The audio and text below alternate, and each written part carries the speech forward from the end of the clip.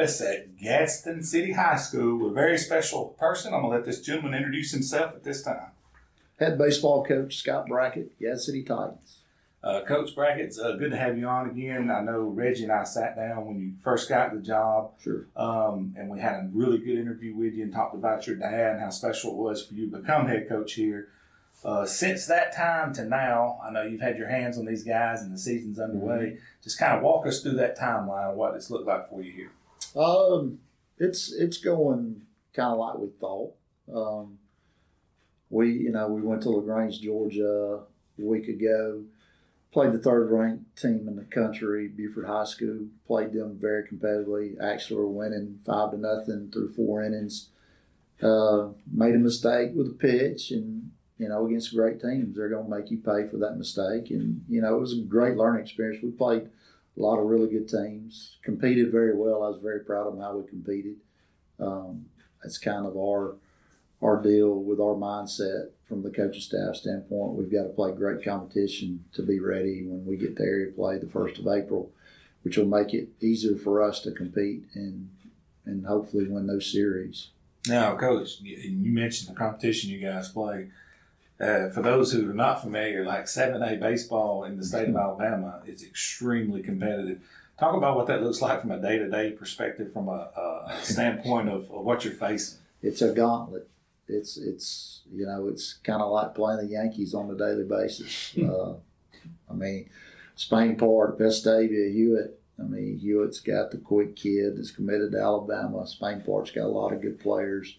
Vestavia's got a lot of good players. So it's almost like playing the Yankees on a daily basis. And next year when we go to 6A, it doesn't get any easier. There's a lot of quality baseball teams in 6A too. That can beat 7A teams. So, that's the beauty of baseball. Classifications in baseball really don't mean a lot because there's a lot of quality 1A teams that can beat 7A teams and vice versa. That's kind of the parity in baseball's not like it is in other sports where 1As are a lot less talented than 7As. It's pretty competitive from 1 to 7 in the game of baseball. And you get 1 or 2 guys on the mound, especially that can really bring it, and they can beat some 7As and 6As. Exactly right. And go ahead, Geraldine. Yeah, they've got 2 quality arms. When you get 2 quality arms at that level, you got a chance. That's right, exactly right. Now let's talk about your team in particular. And you obviously got some very good talent here. Who are some of the guys on your mound that really stick out for you and for people to look out for this year? We've got our main 2 guys, Jace Gray and Jordan Noel. And then we kind of got I call it a 2-headed monster with Corey and Kyle Klein, the twins. They've all 4 given us quality starts. We kind of do a little bit different from a pitching standpoint. We, early in the year, middle part of the year, we're basing a lot of our outings on pitch counts because obviously we live in a pitch count world, and like we've told them that we're not really looking for a complete game till we get to area in the playoffs. We're not looking to extend a guy to a complete game until it's then, because at the end of the day, pitchers do develop arm fatigue. They do develop dead arm, and we want them guys to be throwing their max in April and in May. We don't want them throwing their max in February and March. That's right. So that's kind of how we approach it with our guys, and we talk about it all the time. And that's how we do our bullpens. We kind of extend them in bullpens some, and then we'll extend them in games some. But we won't be a 100+ pitch guy, not till we get to area play. That's good. And you got a stable of guys who can. We do. Can help take that load off it. We do, and we've got about 8 guys, and we've got a 9th grader that's came in and thrown some innings for us, and he's responded. We've had some injuries where guys can't play, and had some sickness and everything else, and we had a 9th grader, Matthew Sparks, step up, and he's competed at second base. He's actually thrown some varsity innings through at LaGrange for us, and the moment was not. When you throw a 9th grader in there, you think, might be a little too much. The moment was not too big for him. That's good. He has been a surprise for us. The Sparks name has been a staple around here for a while. It is. I think before it's said and done, it's either 16 or 19 years worth that a Sparks has been in the baseball program. Is that not insane? It is. Man, that's crazy. Yeah, it's pretty cool. It is real cool. You know, we've started with Ryan Sparks, Bradley Sparks, Jackson Sparks. Now we got Matthew Sparks. So it is pretty cool. Man, that is really, really cool. And when you switch around and you guys are at bat, who are some of the guys that's really stepped up for you that you've really hung your hat on this year? Jace Gray, Jordan Noel, Jackson Sparks, the Klein twins, Gabriel Burrito, which is just a 10th grader for us. And I keep forgetting he's a 10th grader, but he's played on the varsity since 8th grade. We've had Kyle Haney step ups, made a lot of big time plays in center field for us. It's been a team effort by far. Cole Hill behind the dish, him and Dawson Crow handling the catching duties. It's really been a team. You know, Matthew stepping up and filling some holes. You know, Luke Walter for us. He's been amazing for us. It's actually been our utility guy. We can reach in that toolbox, pull him out. We could put him at third, short, second. We could probably put him in an outfield too. So it's been really, really good. That's good. And in the field, who are some of the guys with the gloves? It's really the twins, Kyle and Corey Klein, Luke Walter, Jordan Noel, Burrito probably saves us 4 or 5 outs every game in the dirt, which is what you want your first baseman to do. Cole Hill and Dawson Crow behind the plate. Kyle Haney's been tracking balls down in center field, been playing really well. Sparks in right field, Jackson. Then Griffin Deck, you know, senior who stepped it up and had. Matter of fact, we put him at second base the other night. Made a diving stop in the 4-hole, got up through the guy out. It was a ESPN highlight. That's awesome. So we've had a lot of guys step up because we've had a lot of sickness, a lot of injuries, and had to put guys that normally wouldn't play there, but they've handled it well. For those who haven't seen what you guys have going on campus here with the construction with your stadium, and it's going to look immaculate. And at one point, you know, you guys actually could be hosting a softball, a baseball, a soccer event, and a track event all at once here. Talk about what that's looked like in the process of that, what that's going on out here on campus. It's amazing. It's like I tell people all the time, if they build it anything remotely close to the blueprints, it's going to be unbelievable. It's obviously, you know, this year is probably the wettest year that I can remember in a long time. Yes.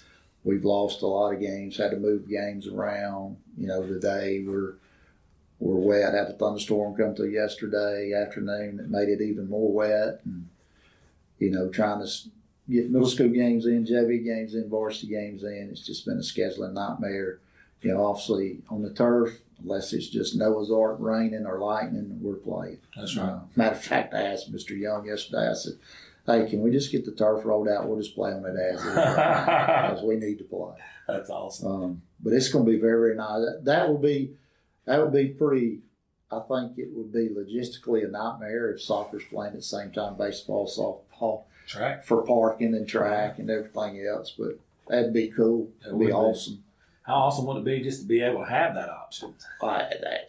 It's really good. I mean, for us to have an all-turf field for both baseball and softball, LED lights, I mean, tennis courts are going to be fantastic. They're going to have LED lights on them as well, which is huge, and that's kind of the trend of what everybody's going to from a lighting standpoint. But you're going to have the ones that can change colors? I doubt it. I think that's an upgrade. Yeah. Now, they will flash and be able to do all that stuff with the normal lights, but I don't think they'll be able to change colors. It ain't like when you and I grew up when it takes 20 minutes to come on.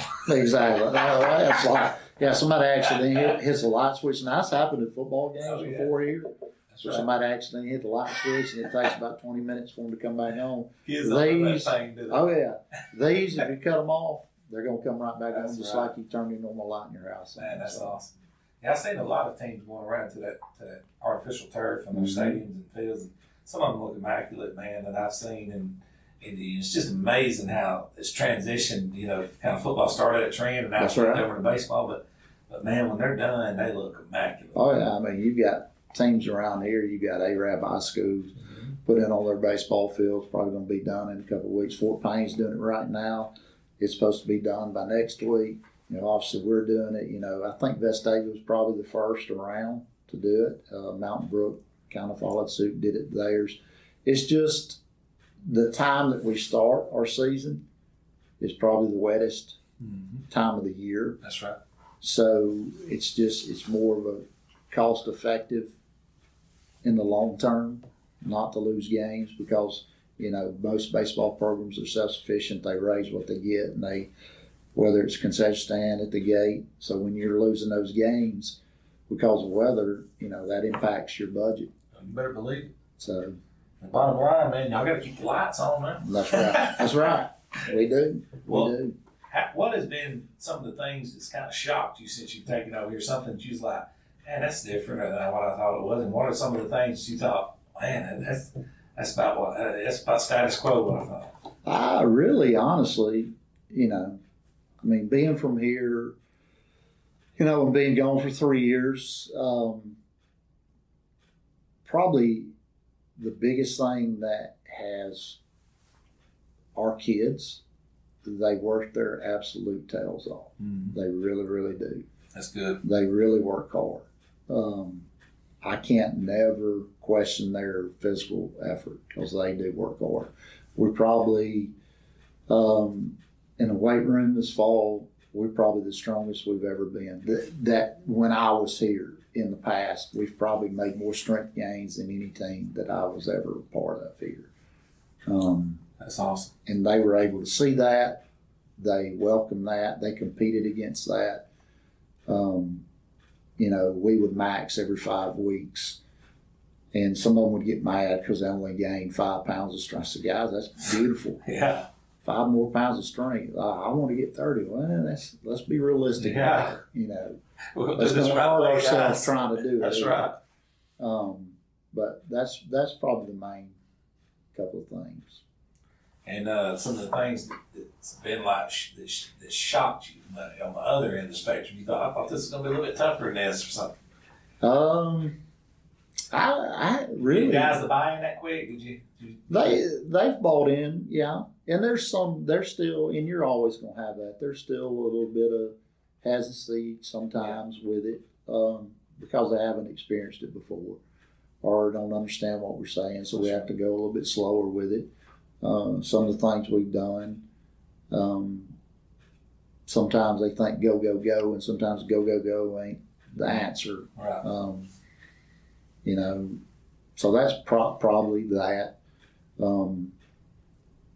But for the most part, I think they have truly bought in and they're doing the best and fighting and clawing and scratching and competing, and that's all we want them to do. If they compete, we've got a chance, and that's all we want is a chance. And being the head guys look a little different. It's a lot different. Yeah. It's a How's lot that been for different. you personally? It's, you know, some people don't understand a lot of times. You know, you get locked in, worried about what you need to do that day at practice, but then you got to worry about, hey, I got to go to sounds, buy concession stand stuff, or, That's right. you know, we've got to get this schedule done. We got to do this, do that. There's a lot of administrative stuff that's very time consuming.